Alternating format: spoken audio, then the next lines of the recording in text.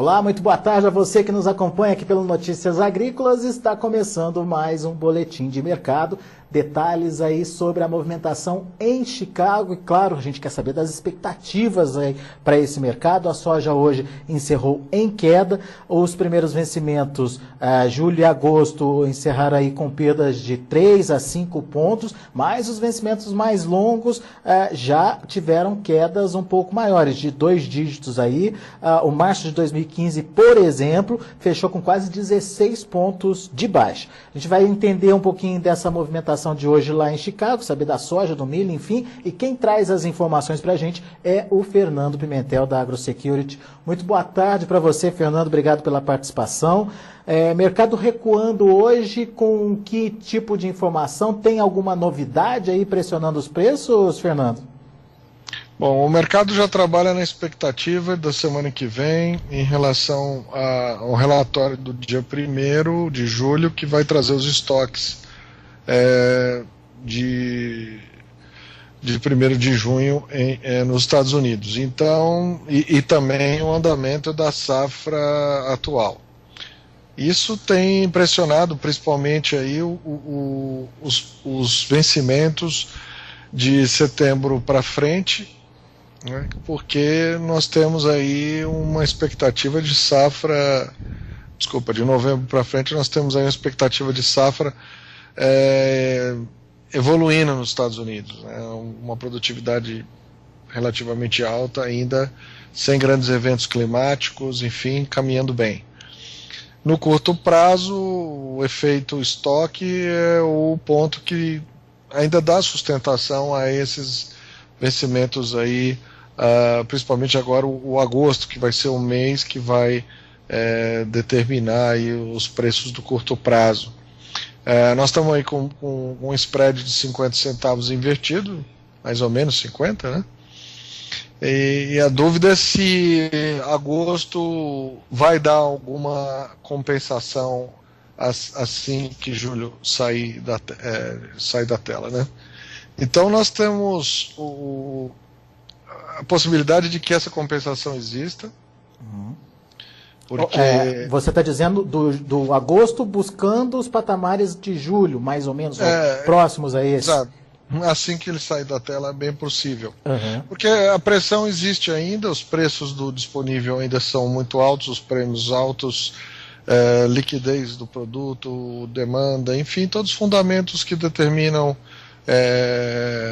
esses patamares de preço nos Estados Unidos estão aí, estão postos. Então, nós vamos ver aí o agosto diminuindo esse spread. Então, agora o ponto que interessa mais, porque a maior parte dos produtores brasileiros já realizou boa parte da venda e vendeu bem, né? A safra brasileira foi bem vendida, ainda tem alguma coisa para ser negociada, não existe risco na soja que está na mão do produtor nesse momento. Os prêmios locais são razoáveis, o que está afetando um pouco é esse câmbio abaixo de 2,20. Mas, de qualquer forma, a demanda ainda dá oportunidade de bons preços, não como no mês passado, mas os preços do mercado interno ainda estão bem positivos e garantindo rentabilidade para a safra 13 e 14. A grande dúvida é como vai ser agora 14 e 15, né?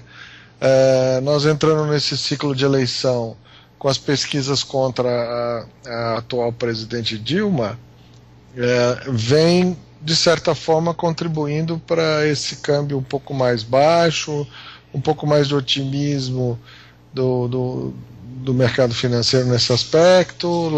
Bom, nós tivemos um problema aí do crescimento dos Estados Unidos esses dias também, que pode influenciar um pouquinho o câmbio. Moral da história: hoje, precificação da safra 15 é ruim ainda. Nós temos aí Chicago referenciada a 12,42 para o maio, com 12,39 no março. Prêmios ainda bem tímidos. Se a safra crescer, ainda temos que trabalhar o frete com um nível de conservadorismo maior, mesmo porque depois da eleição a possibilidade do ajuste do combustível é real E então qualquer empresa que hoje esteja comprando soja para originar fevereiro, março, abril de 2014 deve estar colocando um colchão razoável no custo frete, e isso se reflete nessa precificação de safra nova. A notícia boa, eventualmente, que tem que achar uma boa no meio de uma perspectiva um pouco mais negativa, é que a demanda já começou a aparecer para a safra 15. Né? China, principalmente, né? Isso daí pode diminuir essa diferença entre o março e o agosto e, eventualmente, ir ajudando um pouquinho mais a conta do produtor, né? Você está falando especificamente das vendas para a China que foram divulgadas essa semana? Já Sim, é um indício? Já é um indício, porque o que acontece? Hoje você quer vender safra nova no campo, existe uma dificuldade enorme de você fixar preços em condições razoáveis. As trades não estão com pressa de comprar, existe esse viés do frete. Como é que vai ser? O que vai ser feito com a Petrobras depois da eleição? Vai ajustar o preço dos combustíveis, isso vai refletir no frete lá. Quem compra soja está preocupado com essa questão. Se eu compro a soja de você aí em Lucas do Rio Verde, calculo o frete a R$230,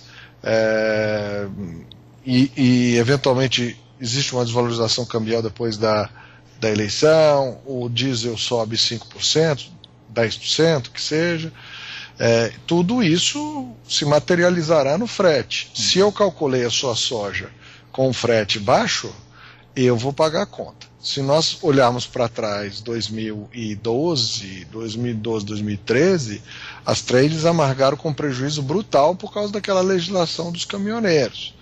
Então, a área de logística das trades está absolutamente conservadora. Então, ela que passa o frete, Lucas do Rio Verde, Paranaguá, enfim, Cascavel, Paranaguá, Lucas do Rio Verde, Santos, eles é que passam os números para a mesa de operação das trades, que vai fazer a sua conta, a conta do produtor.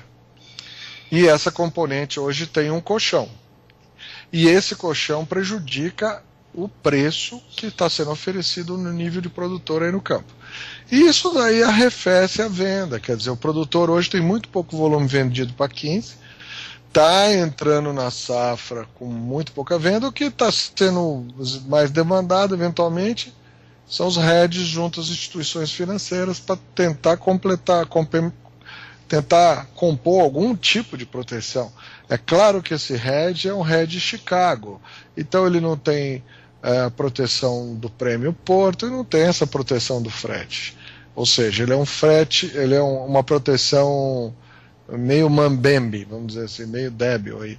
Então, hoje o produtor está colhendo bem uma safra 2014, 2013-14, está vendendo relativamente bem também.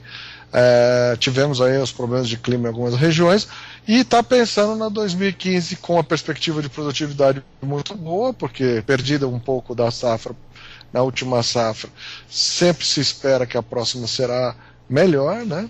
E o preço não dá para formar ainda, né? Fernando, isso que eu ia perguntar para você. Não tem nenhuma oferta de preço ainda circulando no mercado? Os primeiros preços da safra 15 já sendo negociados ainda? Não? Já tem, mas da mesma forma que o ano passado, essa agressividade comercial ainda não tá a pleno vapor. Então você não vê grandes bids, você não vê grandes negócios, você não vê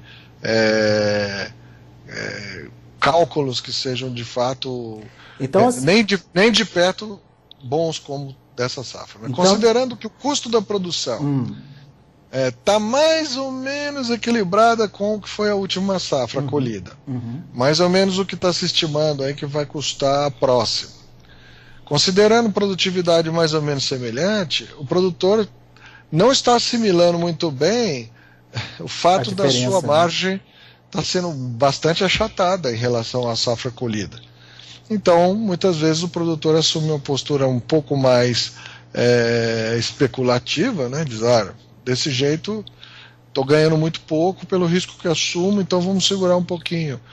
Salvo aquele produtor que faz troca nas revendas, então acaba que ele consegue, porque acaba que a paridade da revenda é mais ou menos aqueles 25, 24, 22 sacos por um determinado pacote tecnológico, e ali o produtor consegue realizar uma parte da sua venda e proteger uma parte do seu risco, né?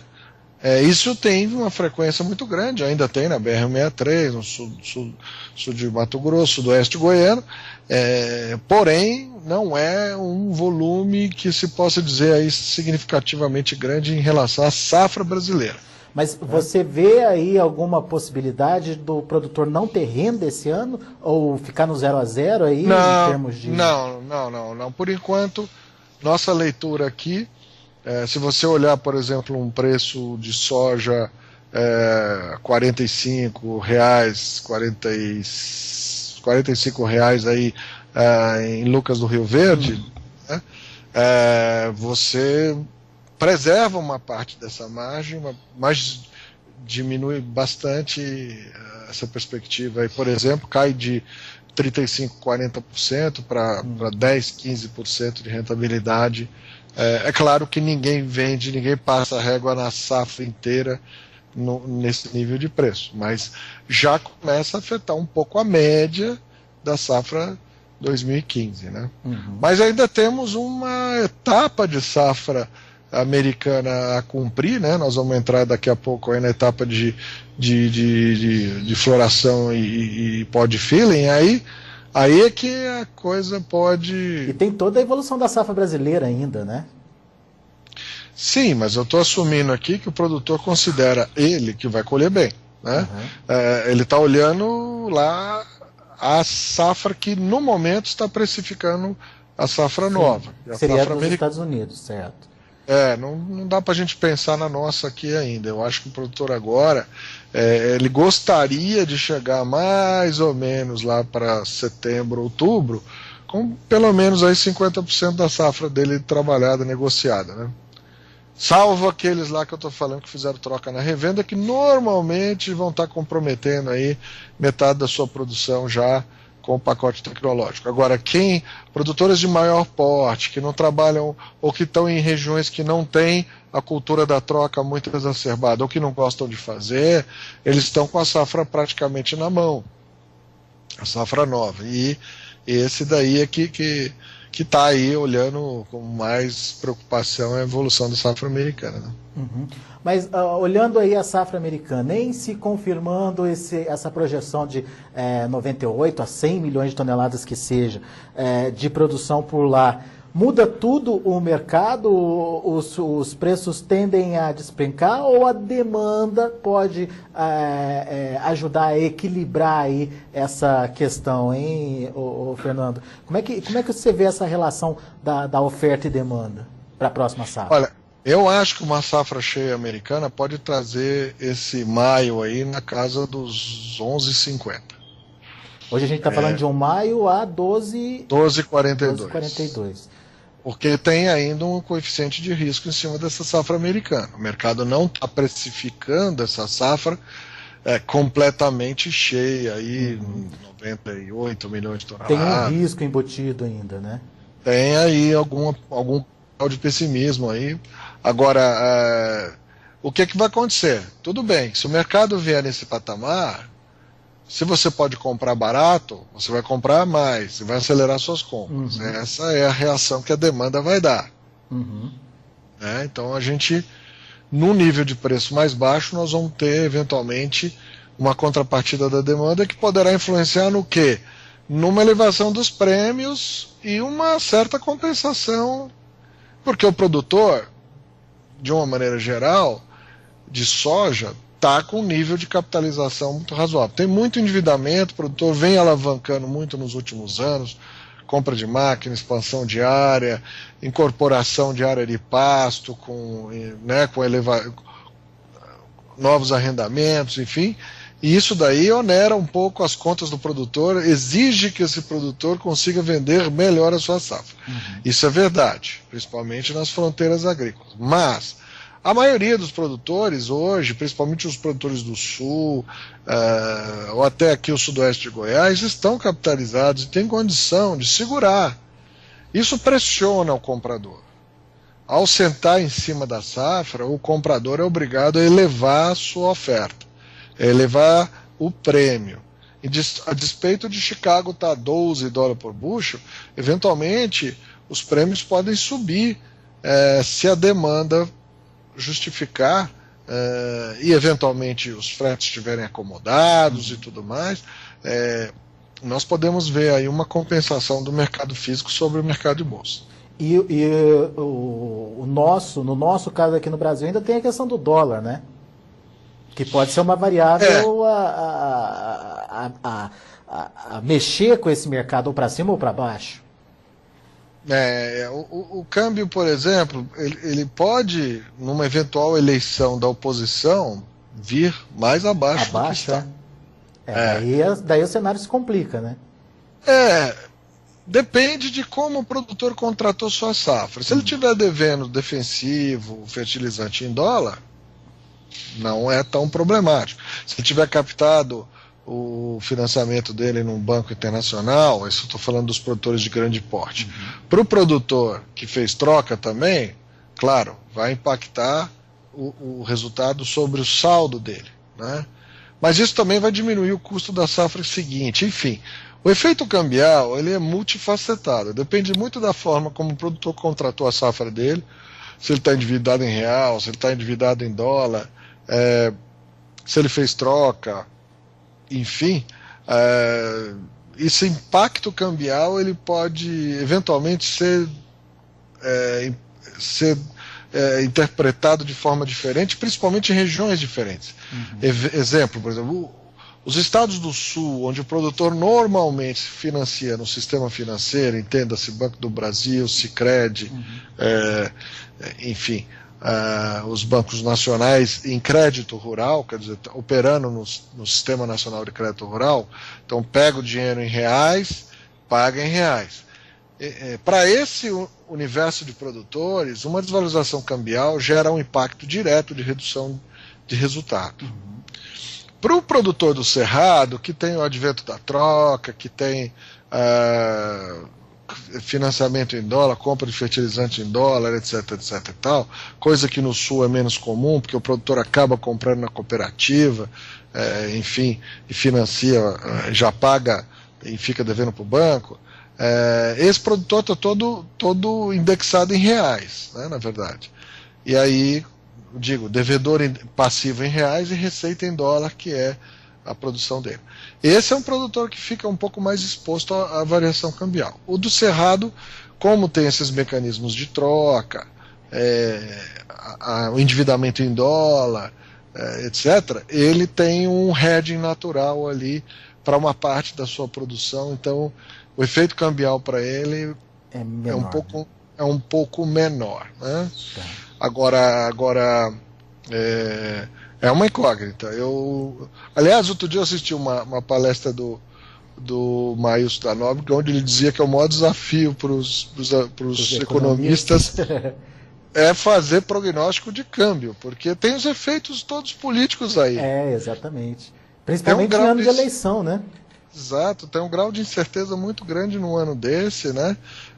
Nosso câmbio, dito câmbio livre, não é livre, né? Porque no momento que o Estado, através do Ministério da Fazenda, Banco Central, interferem os swaps cambiais, né? Na sua liquidez, nos swaps cambiais, no regramento, taxação de capital que entra, ou liberação de taxa para capital que entra, cada movimento que o Banco Central realiza interfere lá. Então não é um câmbio absolutamente livre. Entenda esse câmbio livre, aquele câmbio que tem o seu valor arbitrado pelo mercado. Sim, né? Perfeito, claro. Aqui o governo está indicando o que ele quer com o câmbio, né?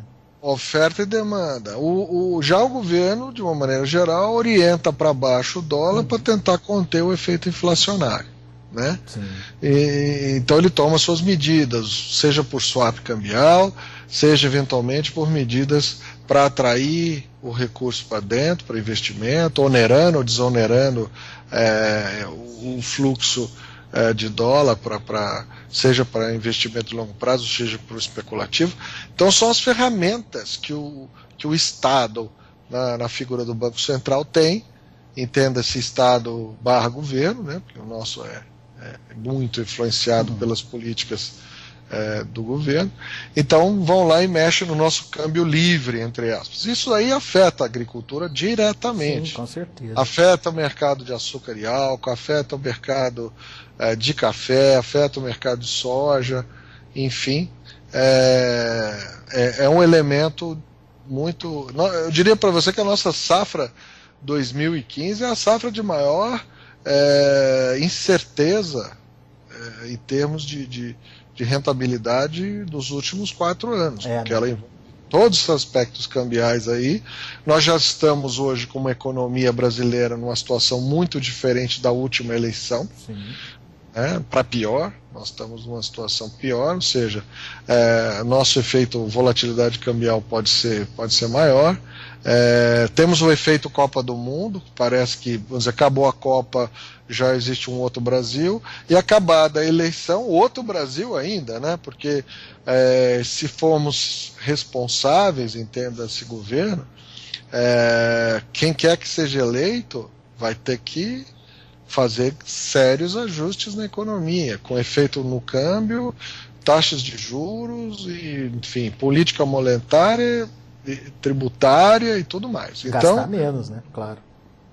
Então a gente não sabe qual é a percepção que o mercado financeiro vai ter do day after a eleição, aí, né? O dia seguinte. Por quê? Quem quer que seja eleito vai ter uma percepção do mercado bem diferente. Ou para melhor, com mais credibilidade, transparência, governança, política fiscal, rigor fiscal, não política fiscal, enfim. E outro grupo que eventualmente não vai primar pela credibilidade, como a gente já sabe. Então, que vai aí eventualmente dar alguns sustos para nós aí em termos de mercado financeiro. Então, agora, pois é. O produtor realmente, a gente sabe, o produtor aí que é mais da velha guarda, sabe como era lá atrás, antes do Plano Real, que a agricultura pagava altas contas aí para planos. É claro que nós não vamos reviver isso, nós estamos em outra era, né? Mas, de qualquer forma, a dependência do câmbio para a agricultura empresarial é tão grande que qualquer efeito que venha da eleição influenciar o dólar vai afetar o bolso do produtor na ponta de lá. Não tenha dúvida. Dessa forma que eu expliquei, o Sul tem um impacto diferente do produtor do Cerrado, por causa da natureza dos contratos que eles celebram aí com os financiadores, né? Muito bem, isso ficou bem claro. Agora, Fernando, quem tem a safra na mão, quem tem a soja na mão, é hora de vender, dá para esperar mais um pouco, tem ainda um segundo semestre de oportunidades? Como é que você analisa os poucos produtores que ainda têm soja? Eu acho que ainda quem tem na mão não corre grande risco até setembro. Né? Tem até setembro para negociar a safra, é isso? Mesmo porque nós temos aqui a indústria local, o esmagamento continua, o mercado tem esse efeito de descolamento eventualmente aí do mercado de exportação no segundo semestre. O ponto que a gente tem que olhar é essa questão aí da eleição, né? Nós temos aí uma eleição que traz esse risco para o câmbio. Mas não vejo grande risco. Eu diria para você que, se for olhar o cenário que nós temos na tela aqui, o risco está a safra 2015. A safra 2013 e 2014 agora é só alegria. A diferença é se você vai tomar um champanhe melhor ou um champanhe um pouquinho pior no Natal aí, mas de qualquer forma vai tomar champanhe, né? Tá certo. Na 2015 a gente não sabe ainda se é frango ou peru. Exatamente. Fernando, só para a gente encerrar um pouquinho do mercado do milho. A situação do milho lá em Chicago, pelo menos, o milho tem perdido bastante aí o seu poder, né? A gente está vendo o milho agora trabalhando na casa dos $4 por bushel. O que isso significa? O que a gente pode esperar aí em relação ao milho? E no Brasil está vindo aí uma safrinha, se não recorde, pelo menos cheia, né? sem grandes problemas. Alexandre, olha, eu vou falar para você. O milho é o problema de novo, né? A gente não pode esquecer que o milho ele tem sobrevivido muito à custa da mão invisível do Estado, né? Os programas de proteção de resultado, PEP, PEPRA, opção, que seja a nomenclatura adotada, o programa usado, ele vem sustentando a produção do milho nos últimos anos. Nós tivemos no ano passado um efeito ruim por causa do excesso de produção, e esse ano nós temos estoque e temos uma safrinha bastante grande aí chegando. Então, se não tiver nada de negativo na produção americana de milho esse ano, vai ser um escoamento lento, com preços bem deprimidos. E não vai ser exportação que vai segurar, então? Não acredito, com esse câmbio, que se atinja aí volumes como vimos aí o ano passado, o ano retrasado. Agora, nós temos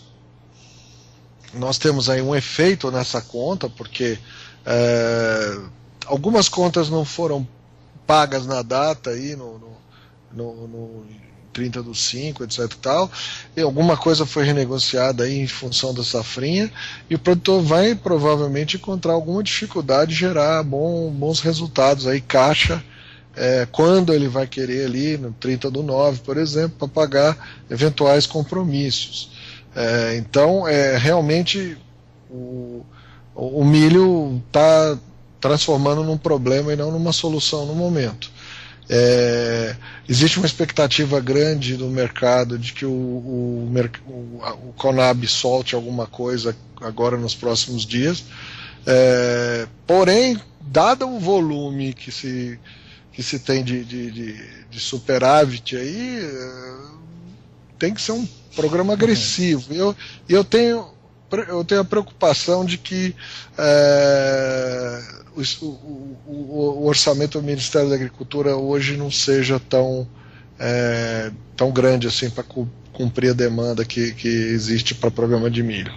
Formação de estoque público acho que não é o caminho, porque você só adia o problema. Uma hora esse milho vai ter que voltar para o mercado. Esse milho volta para o mercado, exato. Então, o caminho é criar algum tipo de suporte, subvenção para tirar esse milho do país. Só que logo mais entra a safra americana, então nós temos que agir rápido. Pois é. Mas no caso do milho, quem tiver a oportunidade de vender, então, é um bom momento? O problema é achar comprador, né?